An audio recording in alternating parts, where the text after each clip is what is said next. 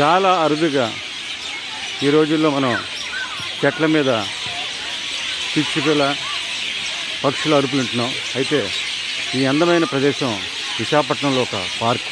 సాయంత్రం పూట ఎక్కడెక్కడి నుండో వచ్చిన రకరకాల పక్షులన్నీ కూడా ఒక చోట చేరి ఆ రోజు జరిగిన విశేషాలన్నీ కూడా ఒకరినొకరు పంచుకుంటూ ఎంత ఆనందంగా, ఎంత కోలాహలంగా, ఎంతో మధురంగా వినిపిస్తున్నటువంటి ఈ గొప్ప దృశ్యాన్ని రోజు పార్కుకు వచ్చే వందలాది మంది చూస్తూ ఉంటారు.